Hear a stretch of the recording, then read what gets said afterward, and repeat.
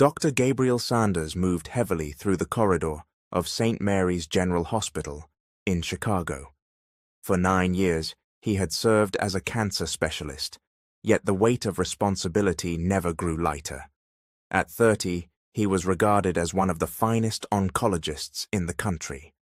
Tall, poised, with deep eyes that seemed to pierce through to a person's true condition, he carried an air of quiet authority. "Dr. Sanders, your new patient is in room 307, the head nurse informed him. Gabriel nodded and picked up the medical chart. He read the name. Michelle Reynolds, 32 years old, stage 3 breast cancer. He sighed deeply. Another challenging case, another fight for life. He knocked on the door and entered. A frail woman sat on the bed, her curly hair loosely falling, thinned by chemotherapy. Despite her pale condition, Michelle's former beauty was still evident. "Good morning, Mrs. Reynolds," he greeted. "I'm Dr. Sanders, and I'll be leading your treatment." He introduced himself with a warm smile. Michelle looked up, her eyes soft, but still sparkling with resilience. "Just Michelle, doctor. My husband left me when he found out I had cancer," she said, forcing a brave front. Gabriel paused. He had heard countless stories of families torn apart by illness, yet each one still weighed heavily on his chest. "I'm sorry, Michelle," he said, sitting beside the bed. "Let's review your test results and discuss your treatment plan." As Gabriel explained the cancer and possible treatments, he noticed Michelle listening intently, asking sharp questions with a determination to fight. Unlike some patients who succumbed to fear, she was different. "Is there still a chance I could recover, Doc?" she asked directly, unafraid. Gabriel met her gaze. "I won't promise the impossible, Michelle. Stage 3 breast cancer is serious, but many have overcome this condition. What matters is your determination to fight." "I have nowhere else to go, Doctor Sanders," she replied. "My husband left me with our 7-year-old daughter, Emma. He said he didn't want to suffer caring for someone who's just going to die." Gabriel's blood boiled, but he kept his composure. "Michelle, it's not my place to judge others, but I assure you, I'll do everything to help you recover. You don't have to face this alone." A flicker of hope crossed Michelle's face. "Thank you, Doc. That's all I needed to hear." In that first meeting, Dr. Gabriel Sanders didn't yet know this woman would change his life. He didn't realize that in trusting and caring for her wounded heart, he would find his own path to healing. "We'll start treatment tomorrow. You need to rest," he said, preparing to leave. "Doc," Michelle called softly, "can I bring my daughter next time?" "It's hard leaving her with neighbors." Gabriel smiled. "Of course, I'd love to meet her." In that moment, a fragile connection formed between doctor and patient, a bond they didn't know would deepen in the days ahead. As Gabriel left the room, he glanced at Michelle's chart. For the first time in years, he prayed, not as a doctor, but as a man touched by the story of a resilient woman. 5 weeks into Michelle's treatment, she arrived every Monday and Wednesday for chemotherapy, always with Emma. Despite his busy schedule, Gabriel made time to personally monitor her progress. "How are you feeling today?" he asked, checking her vital signs. "Exhausted," Michelle admitted, glancing at Emma coloring in a corner of the room. "If it weren't for her, I might have given up." "That's normal," Gabriel reassured her. "Chemotherapy is tough, but your blood work shows improvement. Your body's fighting." Michelle gave a small smile, a small victory. "Maybe because I have a good doctor." Gabriel chuckled, the fatigue in his eyes easing. "I'm not the one fighting here, Michelle. You are." He felt a unique strength in her presence. Behind his professional demeanor, he couldn't help but admire her courage, her smile despite the pain, and her love for Emma, who was polite and bright. "Emma, come here," Gabriel called. "Want to see my stethoscope?" Emma ran over, eyes gleaming with excitement. Can I listen to Mama's heartbeat? Of course, Gabriel said, handing her the stethoscope and guiding her. As Emma listened to her mother's heart, Gabriel noticed tears in Michelle's eyes. You okay? He whispered. She nodded, wiping her tears. I'm just grateful we met you, Dr. Sanders. I don't know how I'd face this without you. Something stirred in Gabriel, a feeling he hadn't felt for other patients. He knew he should stay professional, but he couldn't stop himself from caring more than required. Michelle, I'd like to try a new protocol, he said after her checkup. It's more aggressive, but I've seen promising results in others. Side effects? She asked. More fatigue, possible hair loss and discomfort, but if successful, it could reduce the tumor size. They locked eyes, a silent understanding passing between them. I trust you, Gabriel, she said, using his first name for the first time. He paused but didn't object. I'll do my best, Michelle. That's a promise. After Michelle and Emma left, Gabriel sat at his desk, staring at her file. He was determined to save her, not just as a doctor, but as a man becoming part of her life. In a strange twist of fate, the doctor once focused solely on his profession felt a shift. He didn't know what it was or how to face it, but he longed to see the day Michelle would be free from illness and fear. That night, before sleeping, he found himself praying again for a resilient woman, a loving mother, and a heart unbroken by life. Why did you become a doctor? Michelle asked one afternoon, as Gabriel set up her IV for chemotherapy. The room was quiet. Emma was at school. Over the weeks, their conversations during her treatments had become routine. Gabriel smiled and sat beside her bed. When I was a kid, my mum died of leukemia. I was 10. I still remember her strength, but also how she slowly faded. I vowed to do everything to prevent others from experiencing that loss. Michelle listened, her eyes fixed on Gabriel's as he shared his past. You were a good son, she whispered. It wasn't easy, he continued. After she passed, I became rebellious, nearly ruined my life with anger. But my dad, who's still living alone, never gave up on me. How did you find your way back? My dad gave me a book about cancer survivors. I read it over and over, and it hit me. I wanted to be part of their stories, their fight, their hope. Michelle nodded, understanding the depth of his story.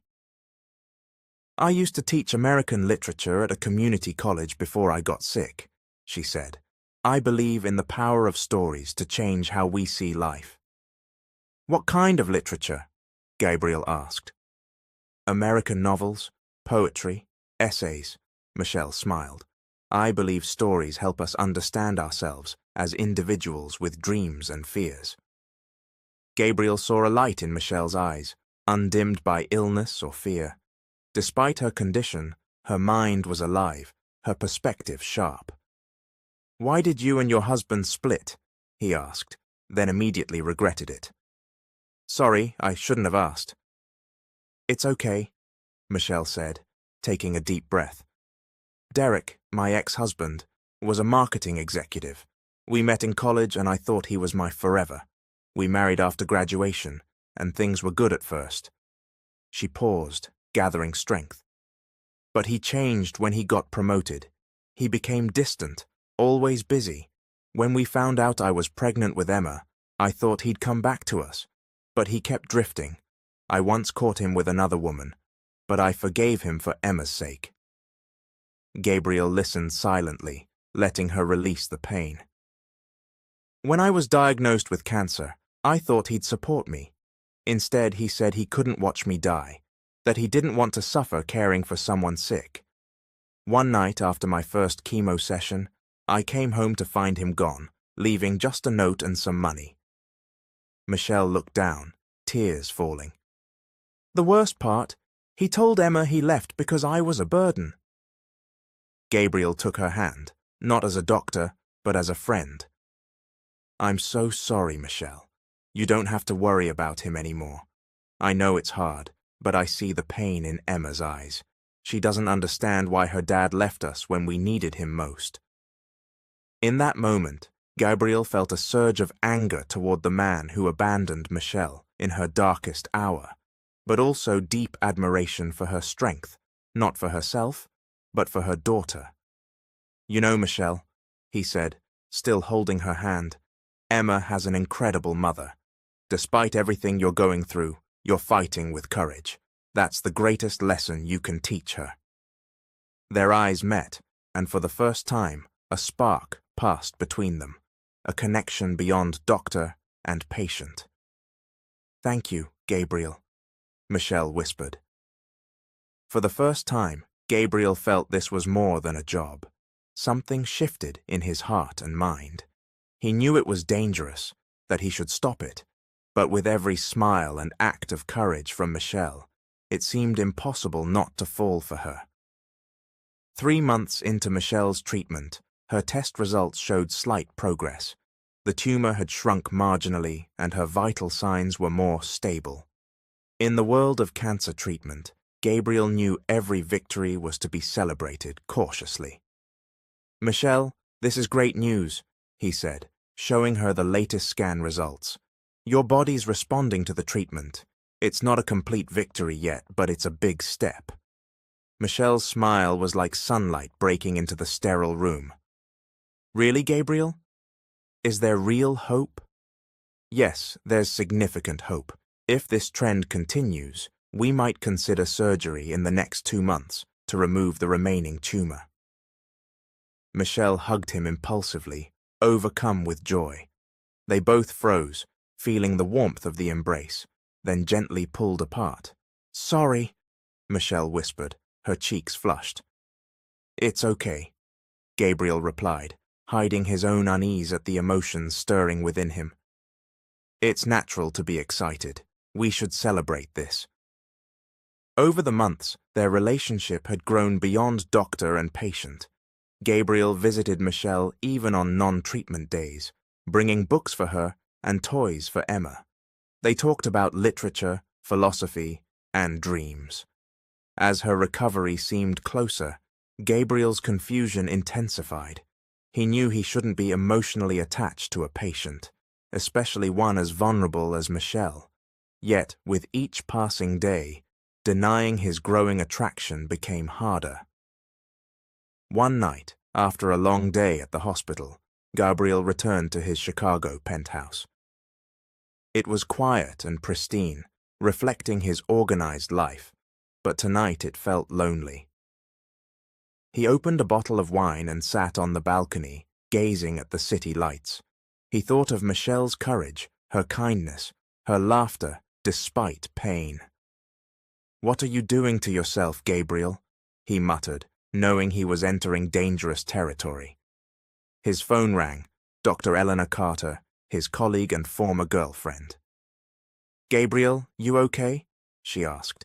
"You seem off." "Just tired," he replied, unwilling to share his true concerns. "I've noticed you're often in Mrs. Reynolds's room, even off hours," Eleanor said, her voice tinged with worry. "You know the risks, right?" "I know, Elena. It's professional," he insisted. "Are you sure?" "I see how you look at her, Gabriel. It's more than being a doctor." He fell silent, unsure how to respond. "Listen," Elena continued. "I'm not saying it's wrong to care, but be careful. Her emotional state is fragile." "I know she's vulnerable," Gabriel said, "but Michelle's strong, not someone who falls for false hope." "I'm not saying that," Elena replied. "Just watch the line you're crossing."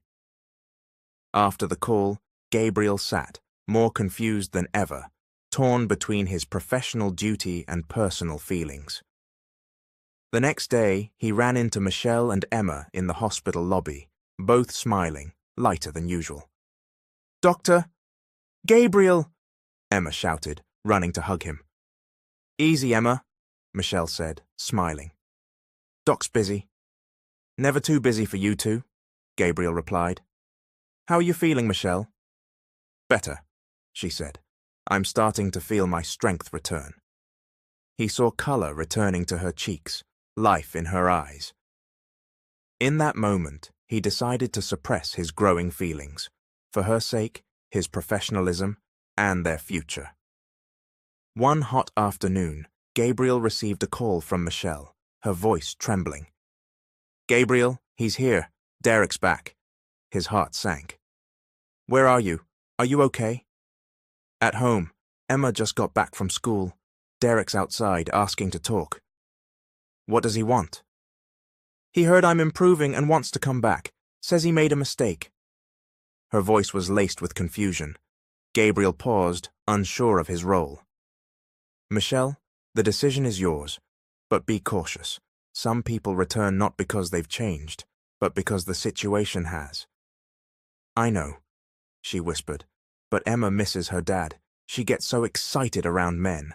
How can I deny her a chance at a complete family?"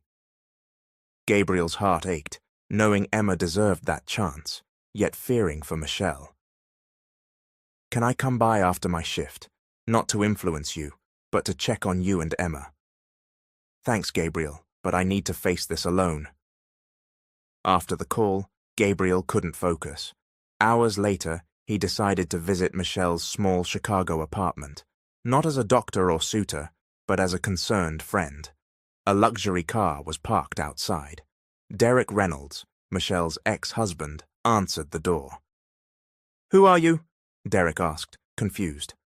"Doctor Sanders, Michelle's oncologist," Gabriel replied, hiding his emotions. Derek stepped aside. "Come in, we're discussing our situation." Inside, Michelle sat on the couch, exhausted from crying. Emma was asleep. "Gabriel," Michelle whispered, surprised, "I didn't think you'd come." "I was worried," he said, sitting across from her. "How are you?" "Tired. A lot happened," Derek interjected, sitting beside Michelle, his arm around her. "I can take care of my wife now, Doc. I messed up before, but I'm ready to step up." Gabriel looked at Michelle, reading her conflicted expression. Hope for a reunited family, yet doubt. "Michelle, as your doctor, I must remind you to avoid stress. It can affect your recovery." "I understand, Doc," Derek said firmly, "but I'll handle my wife from now on. Thanks for your help." Tension rose, but Gabriel stayed calm. "Michelle, if you need me, I'm here," he said, looking into her eyes. "Thank you, Gabriel," she replied softly. At the door, away from Derek, Michelle whispered, "Sorry for the trouble. I didn't tell him how good you've been to us. He might not understand." "You don't need to explain," Gabriel said. "This is your family. If it makes you and Emma happy, I support you." As he left, a heaviness settled in his chest, worry for Michelle and pain at the thought of losing her. 2 weeks later, Michelle seemed quieter during checkups, often coming alone, leaving Emma with Derek. "How are you feeling?" Gabriel asked, reviewing her test results. "Okay, just tired," she said, avoiding his eyes. "Your results are stable, not worsening, but not improving significantly." She nodded, lost in thought. "Michelle, is something wrong? You seem troubled." She hesitated, then looked at him, tears welling. "I don't know if I made the right choice, Gabriel. Derek's back, but I'm not sure he's changed." "What do you mean?" "He's good to Emma, gifts, outings. But with me, he keeps mentioning how hard it was for him when I was sick, like I owe him for coming back." Gabriel's anger flared, but he stayed calm. "Michelle, you don't owe anyone who abandoned you in your time of need." "I know, but Emma's so happy. How can I take her father away again?" "Michelle, as your doctor, stress affects your recovery. As your friend, I want you happy. Listen to your heart. What's right for you and Emma long term?" "What if I made a mistake? What if this is our last chance for a family?" "Family isn't just presence. It's love, respect, and being there in need. You're the best example of that for Emma." She squeezed his hand. Thank you for listening, Gabriel. I don't know how I'd face this without you. That night, Dr. Eleanor Carter visited Gabriel's office. I heard Mrs. Reynolds's husband is back, she said. How are you? I'm just her doctor, Eleanor, he replied, avoiding her gaze. Gabriel, I see how you look at her. You can't hide it. He sighed. I don't know what to do. I'm worried for her. That man doesn't deserve her. And do you? Eleanor asked gently. I just want her safe and happy. Be careful, Gabriel. Her emotional state is at stake, not just your career. That night, Gabriel couldn't sleep, haunted by Michelle's tears. At midnight, his phone rang. Gabriel, can we talk now? Michelle's voice trembled. He left again. He got mad after our last consult, accused us of an affair and took his things. Where are you? Is Emma okay? At home. Emma's asleep. She doesn't know he left again. I'm coming over. 30 minutes later, Gabriel found Michelle on the apartment steps, wrapped in a blanket, eyes red from crying. He called me damaged goods, she said, staring into the distance. Said he only came back out of pity for Emma. You don't deserve that, Michelle, Gabriel said, suppressing his anger. Why is he like this? What did I do? Nothing, Michelle. Some people can't face life's realities. They run because it's easier. She looked at him, searching for meaning. I thought he'd love me despite everything. Now I don't know how to trust again. Not everyone's like him. Some will see your beauty through the trials. Their eyes met, barriers falling, professional lines, regulations, doubts.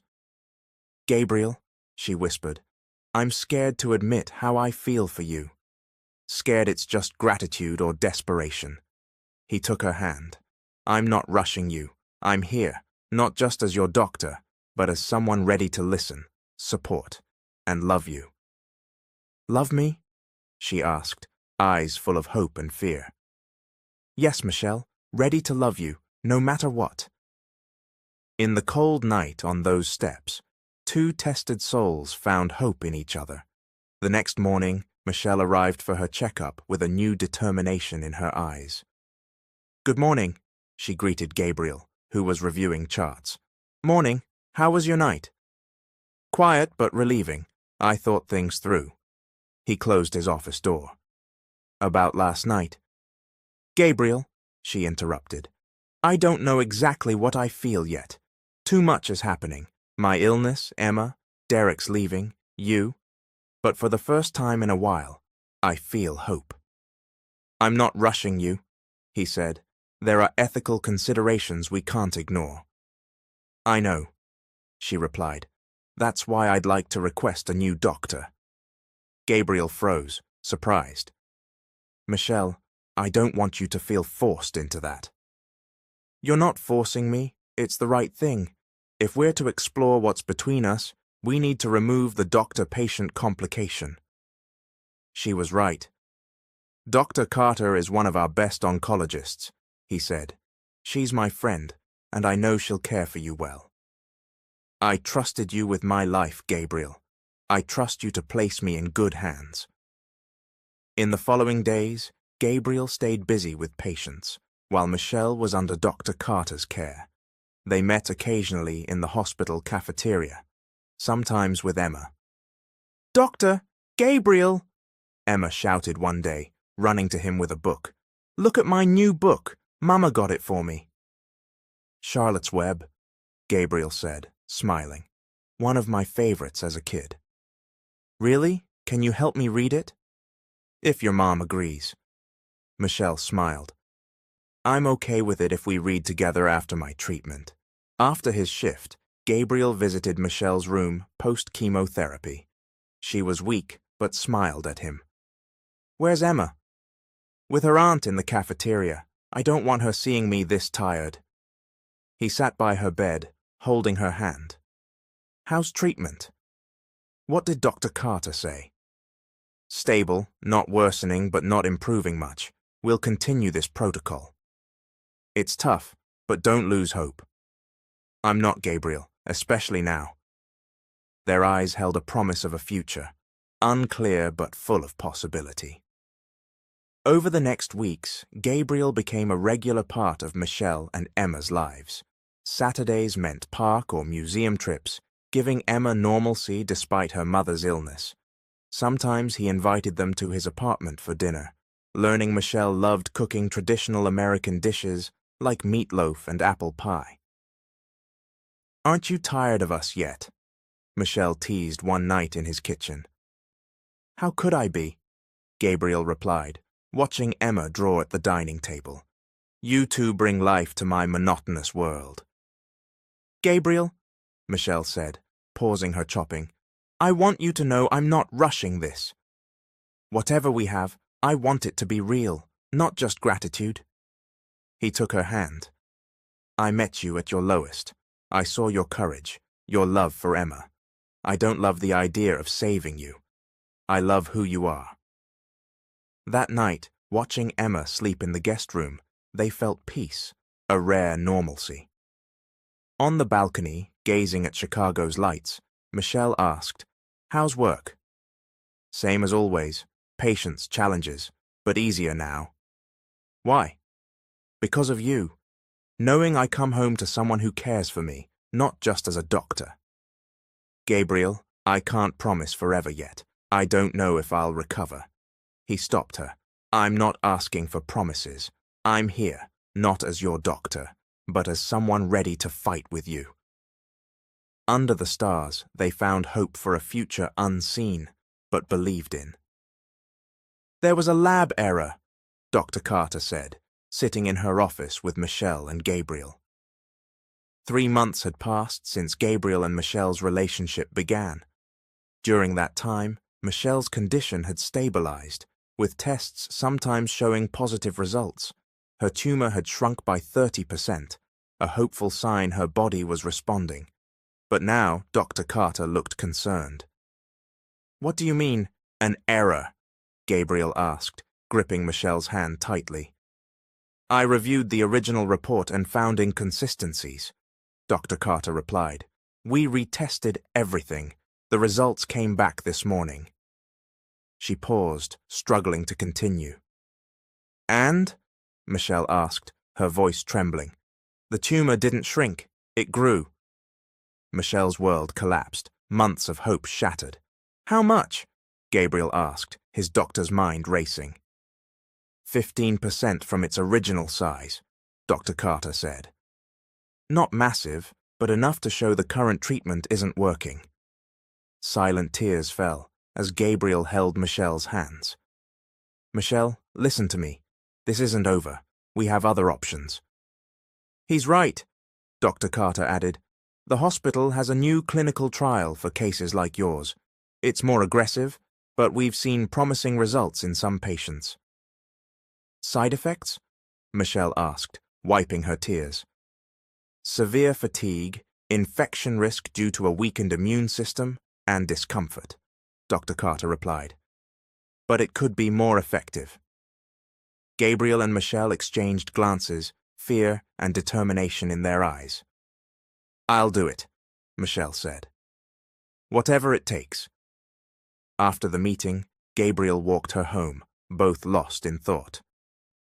"Gabriel," Michelle said at her apartment, "you can walk away. This isn't what you signed up for." "What do you mean?" Gabriel asked, stunned. "You thought you were getting a woman on the mend, a family to build. Now I don't know if I'll recover." "Michelle," Gabriel said, holding her shoulders, "I didn't enter this thinking you were already healed. I fell for you, your courage, your strength, your love for Emma. That doesn't change because of a test result." "But Gabriel, this is hard. It'll get harder. The new treatment, the side effects, the uncertainty. You don't have to endure this." "Michelle, listen," Gabriel said, looking into her eyes. "My whole life, I've worked as a doctor, watching patients fight. But I've never felt this. A love that makes every day worth it, no matter the hardship. I'm not leaving. I'm in this fight with you." Michelle took a deep breath and hugged him tightly. I don't know what I did to deserve you. You don't have to earn love, Michelle. I love you because you're you. In their embrace, she found the strength and certainty she needed. For the first time since the bad news, she felt ready to face the new challenge. The next day, Michelle began the clinical trial. The side effects were harsher: intense fatigue, loss of appetite, frequent dizziness. But Gabriel was there, supporting her, giving her strength. On tough nights, when pain kept her awake, he sat by her side, holding her hand, reading books, or listening to her stories about her childhood and paused dreams. You know, Michelle said one night, lying weakly in bed, I always wanted to write a novel about American women, their struggles, triumphs. Why didn't you? Gabriel asked, stroking her hair. No time. Teaching, raising Emma, now this illness. Michelle, sometimes the best stories come from the darkest moments, he said. You have a story to share with the world. She smiled, a mix of sadness and hope. Do you think I'll get the chance? Yes, and I'll support you every step of the way. Michelle requested a notebook and pen. Between treatments and rest, she began writing. Gabriel was by her side, sometimes reading her drafts, offering ideas, always encouraging. Emma, now close to Gabriel, started calling him Uncle Gab. They played or read together when Michelle slept.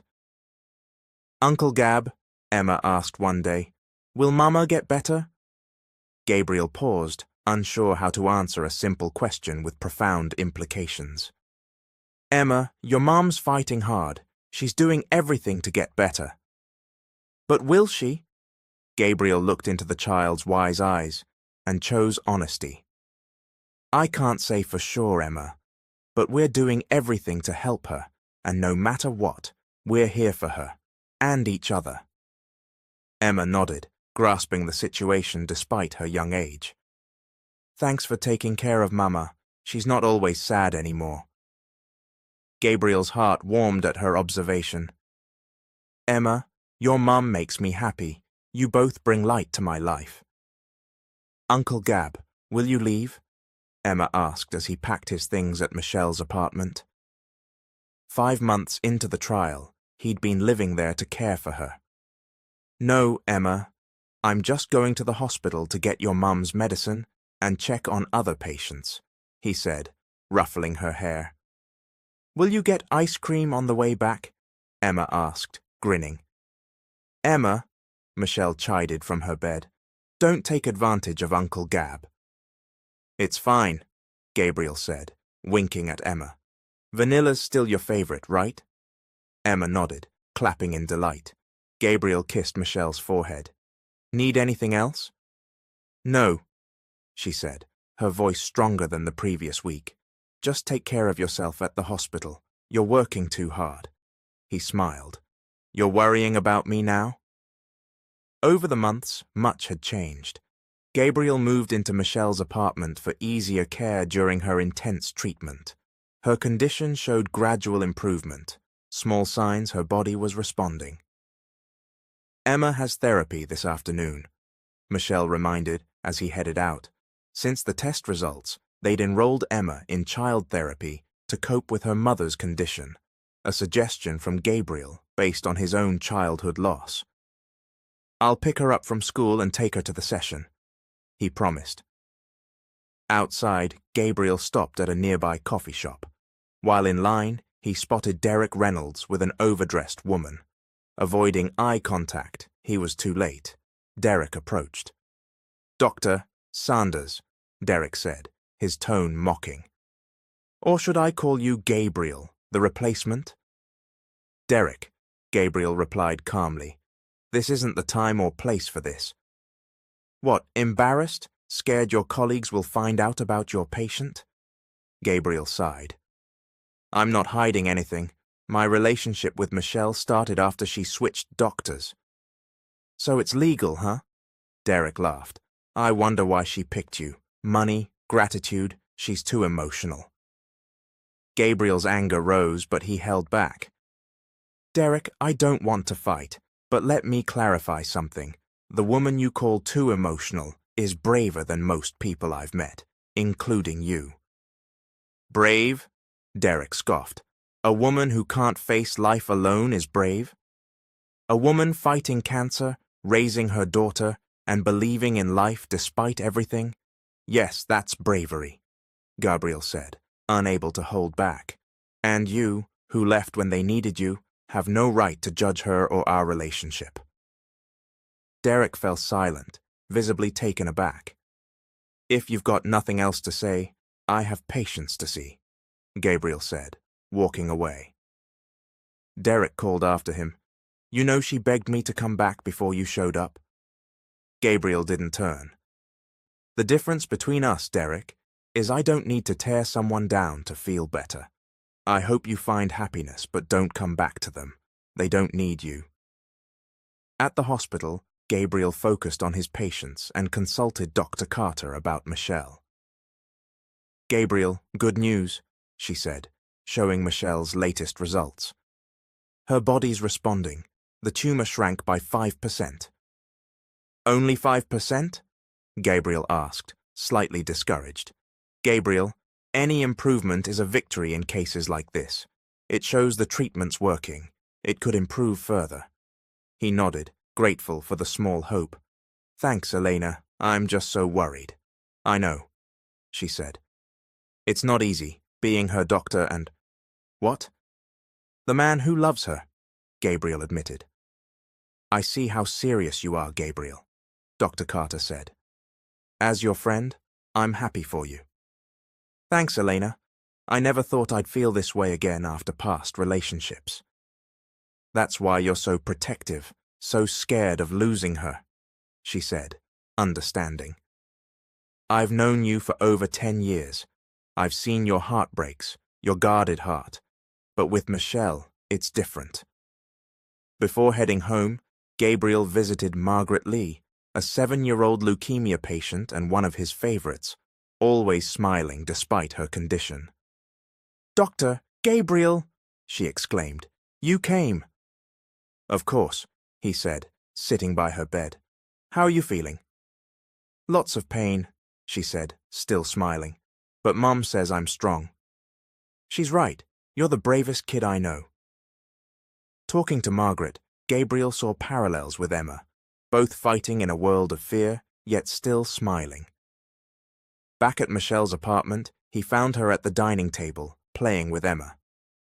You're out of bed, he said, surprised but delighted. I have some strength today, she smiled. I wanted a normal dinner with you two. He hugged her gently. I ran into Derek earlier. Michelle froze, glancing at Emma. Emma, can you do your homework in your room? Uncle Gab and I need to talk. Once Emma left, Michelle asked, what happened? Where was he? At the coffee shop nearby, with a woman, Gabriel said. He was confrontational. What did he say? Nothing important, Gabriel replied, sparing her Derek's cruel words. But I want you to know, I'm not leaving your side. I know, Michelle said, taking his hand. You're nothing like Derek. Michelle, doctor. Carter had good news, Gabriel said, changing the subject. Your tumor shrank by 5%. Her eyes lit up. Really? Even just a little? Yes, it's a sign the treatment's working. That night, as Emma slept, they sat on the balcony, stargazing. Gabriel, Michelle said, I need to ask you something. If I don't make it, what about Emma? Gabriel froze, unprepared. Michelle, don't think that now. You're still fighting. I know, but as a mother, I have to consider everything. Derek can't be trusted to care for her if I'm gone. Gabriel took a deep breath, looking into her eyes. Michelle, I love Emma like my own. If the worst happens, I'm here for her. That's my promise. Tears of gratitude fell. Thank you, Gabriel. Michelle, I had a plan, he said hesitantly. No pressure, just think about it. After you recover, and I know you will, I want us to live together as a family. A new house, a fresh start for us three. Michelle smiled, full of hope and love. I'd love that, Gabriel. I'd love that so much. That night, despite the pain and fear, they found hope in each other, in the possibility of a future they believed in. I can't do this anymore, Michelle whispered, lying in her hospital bed, weak from a treatment session. 7 months into the trial, despite early progress, her condition worsened. The tumor grew again, her vitals unstable. Gabriel, always by her side, read medical journals at night, searching for options. Hearing her faint voice, he sat closer, holding her hand. Michelle, I know you're tired, but just hold on a little longer. I'm exhausted, Gabriel, she said, her eyes distant.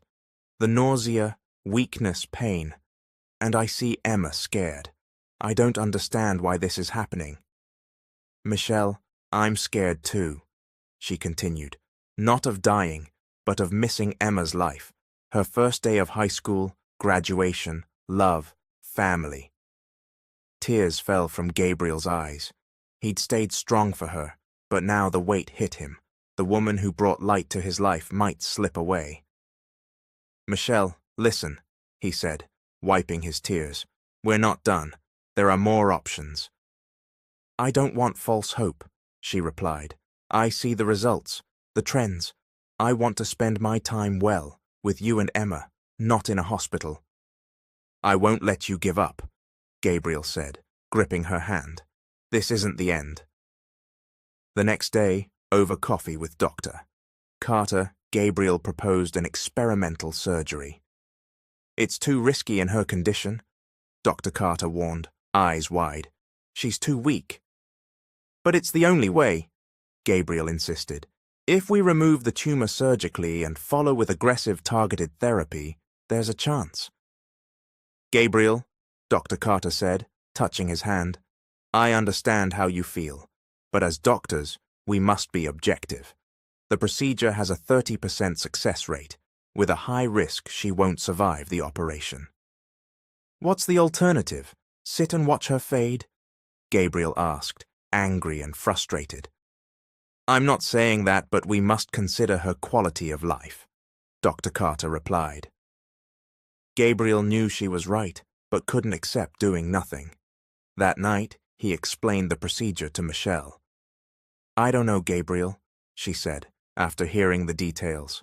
30% chance, and if I don't survive the surgery itself, yes, it's risky, but there's still a chance, he said. I need to think, Michelle said. I need to talk to Emma. The next day, after a long talk with Emma, who understood despite her young age, Michelle decided. I'll do it, she told Gabriel, not just for me, but for Emma, for us. Gabriel spent 2 weeks coordinating the surgical team, ensuring every detail was perfect. During that time, he and Michelle grew even closer, cherishing every moment. You know, Michelle said one night as they watched a movie with Emma, this is the happiest time of my life. Despite everything? Gabriel asked, puzzled. Yes, I've felt true love, true support, how a person should be treated, how precious every moment is. Gabriel was moved by her realization. Despite pain and fear, she saw life's beauty, love's value. Before the surgery, he brought a small box to her bedside. What's that? She asked. I was going to save this until you recovered, he said. But I want you to see it now, to give you another reason to fight. He opened the box, revealing a simple but beautiful diamond ring. Michelle Reynolds, when you recover, I want you to be my wife, you, me, and Emma, a family. Tears streamed down her face as she touched the ring. Yes, Gabriel, yes, I want to be your wife, to live with you forever. They embraced, both crying, grateful for the moments they had. As orderlies took her to the operating room, Gabriel kissed her one last time. I love you, Michelle. I'll wait for you no matter what. I love you too, Gabriel, she replied, wiping her tears. Take care of Emma. In the waiting room, Gabriel sat with Emma for 8 agonizing hours. On the 9th, Dr. Carter emerged, exhausted. "Gabriel," she said. He stood, holding Emma's hand. "How is she?" "She's critical, in the ICU on a ventilator," Dr. Carter said. "We completed the surgery, removed most of the tumor, but there was internal bleeding we struggled to control. She lost a lot of blood." "What's her prognosis?" Gabriel asked, gripping Emma's hand. "We can't say yet," Dr. Carter replied. "The next 48 hours are critical. We'll monitor her vitals, watch for transfusion rejection, and check for infection." "Can we see her?" Emma asked, her voice trembling. Dr. Carter looked at the girl, unable to deny her simple request despite protocol. "Yes, Emma, but just for a moment. Your mom needs rest." Gabriel, as a doctor, understood the gravity. As a man in love, he felt overwhelming fear. In the ICU, Michelle lay surrounded by machines, pale and lifeless. "Mama," Emma called, touching her hand. No response came, only the steady beep of the heart monitor and the ventilator's mechanical hum. "Mama, Uncle Gab and I are here," Emma continued, her voice determined. "You said you'd fight." Gabriel closed his eyes, holding back tears, and hugged Emma from behind. "That's right, Emma. Your mum's fighting, and we'll support her." For 2 days, Gabriel stayed by Michelle's side. Emma visited occasionally with Michelle's sister. On the 3rd day, Michelle showed signs of improvement. Her eyes opened, tired, blurry, but alive. "Gabriel," she whispered as the ventilator was removed. "I'm here," he said, holding her hand. "I'm right here." "Where's Emma?" she asked weakly. "With your sister. She's okay, just worried about you." Michelle nodded, closing her eyes again. "I'm tired, Gabriel." "I know. But rest and get stronger. We removed most of the tumor. We have a chance now." Over the next weeks, Michelle slowly recovered from the surgery. Each day she gained strength, spoke longer, sat up alone. Gabriel guided her recovery, offering support. "Smile a bit more, Doc," she teased one day, noticing his serious face as he reviewed results. "Sorry," he said, forcing a smile. "Just preoccupied." "Bad results?" she asked, worried. "No, your recovery's great. No infection, good healing. But adjuvant therapy's next, and there could be residual cancer cells. It's a long road." "I know," she said, taking his hand. "I'm not expecting a miracle cure. But the difference now? I'm not scared anymore because I'm not alone. You and Emma are waiting for me. That's why I'll keep fighting, not out of fear, but because I'm excited to live with you." Gabriel was moved by her wisdom and courage. "Michelle," he said, "remember the ring I gave you?" "Of course," she replied, showing it on her finger. "I wear it as a reminder to fight." "I want to marry you, Michelle. Not after you're fully recovered, but now, here, with Emma and those we love." Michelle paused, surprised. "Gabriel, are you sure? Don't you want a bigger occasion? A traditional wedding?" "I'm sure. Marriage isn't about the ceremony. It's about the promise to stand by you, to care for you and Emma, no matter what. I want to make that promise now." Tears of joy fell. "Yes, Gabriel. Yes, I want to marry you now, to show the world you're the one I choose." 2 weeks later, in the hospital's small chapel, Michelle, in a wheelchair and simple white dress, married Gabriel, elegant in a suit. Emma, the flower girl, beamed. Dr. Carter and Michelle's sister were godparents, joined by patients like 7-year-old leukemia patient Margaret, bringing flowers. The priest spoke. "We see love's true meaning, not in grand events, but in the simple promise to stand by each other in sickness and health." Gabriel vowed, "I, Gabriel Sanders, take you, Michelle Reynolds, as my wife, promising to care for you and Emma in all times. Michelle replied, I, Michelle Reynolds, take you, Gabriel Sanders, as my husband, promising to love you and fight for our family, no matter what. Their kiss sealed a love that triumphed over pain, fear, and uncertainty. Uncle Gab, Emma said later, can I call you Papa now? Tears fell as he replied, nothing would make me happier. 2 years later, in the backyard of their new suburban Chicago home, Michelle sat under an oak tree, writing on her laptop. At 34, thinner but with shining eyes, she worked on her novel about a woman overcoming cancer and finding love. Mama, Emma, now 9, ran from the school bus. Perfect score in math. That's my girl, Michelle said, hugging her. Show Papa later. He'll be thrilled. Emma told her teacher her doctor dad helps her study, Michelle said, smiling. She's lucky. We both are, Michelle replied, stroking Emma's hair. Her novel, nearly complete, chronicled her journey. Recovery was tough. Adjuvant therapy, weak days, fearful nights. But Gabriel was there as husband, friend, and sometimes doctor. A year post-surgery, she got her first all clear. 6 months later, checkups stayed positive. They remained vigilant but began believing in miracles. Deep in thought again? Gabriel asked, bringing coffee. Our girl's smart, Michelle said, taking a cup. Like you. No, like you, he teased, sitting beside her. Almost done with your book? Last chapter, she said. I never thought I'd finish. I knew you would, he said. I saw your strength from the start. She set her laptop aside. When Derek left, I thought my world ended. Then cancer hit, and I was trapped in darkness. Now I see life's full of trials, but also love, healing, second chances. I didn't expect this either, Gabriel said. As a doctor, I saw tragedy, lost hope. You reminded me why I chose this path. To help, bring hope, see life's beauty.